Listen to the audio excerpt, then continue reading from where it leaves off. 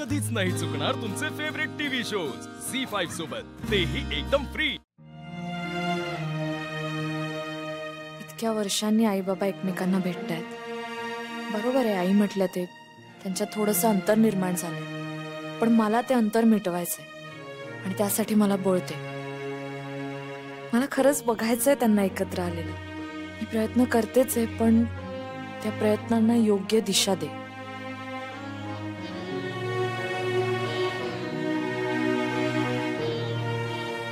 राठोड साहेब, तुम्ही एवढं वेळात वेळ काढून आम्हाला भेटायला इकडे बाहेर आलात, खरंच मनापासून थँक्यू।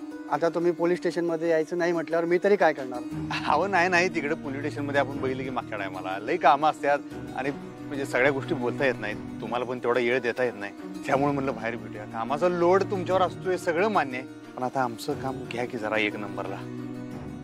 लई दिवस झाले हो, लावा की आता मार्गाला। काळजी वाटते हो साहेब, म्हणून म्हणलं।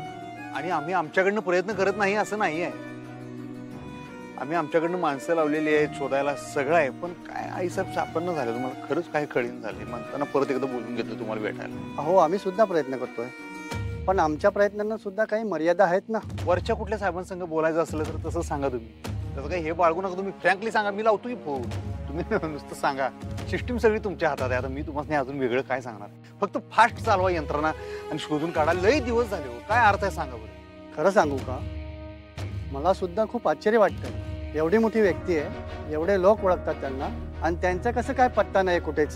तेच हो, आमच्या बी मनात काय नाही त्या शंका येतात माहिती का। आता सतत विचारत हो, त्यासने काय झालं तर नसेल ना, आपण काय केलं तर नसेल, जीव निसता कासा विसरतो माहिती काय। एक दिवस जाईल का नाही तशी खरंच भीती लई वाटायला लागल्या मला। मी हात जोडून तुम्हाला विनंती करतो, तुम्ही आम्हाला मी जरा समजून घ्या, काय वाटेल ते करा आणि आमच्या आईसाहेबांनी शोधून काढा, बास तुमचे लई उपकार होतील राठोड साहेब, प्लीज।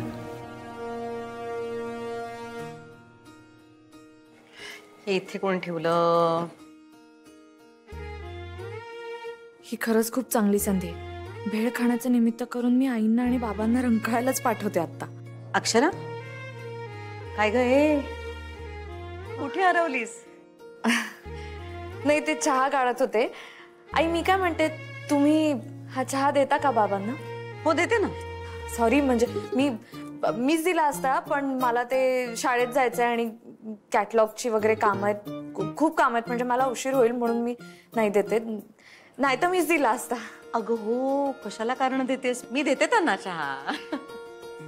सरकार, तुम्ही कशा पाय करताय काम, द्या माझ्याकडे, मी देतो मोठ्या मालकासनी चहा।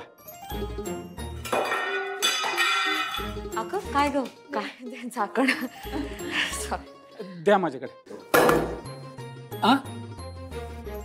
हे लागतच नाहीये, झाकणच लागत नाहीये।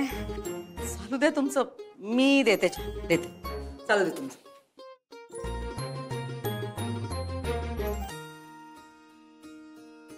वहिनी साहेब, काय सांगत होतं खुनाने, मला काय कळलं नाही बघा। अहो मी तुम्हाला सांगत होते की बाबांना चहा आईलाच देऊ दे, मीच त्यांना पाठवत होते। असं सांगायचं की? अहो तेच तर सांगायचा प्रयत्न करत होते खाणाखुणा करून।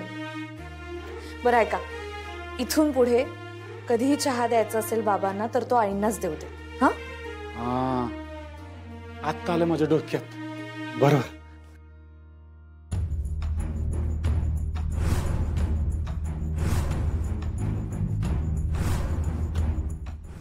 झी5 ॲप डाउनलोड करा आणि पहा सर्व एपिसोड्स एकदम फ्री।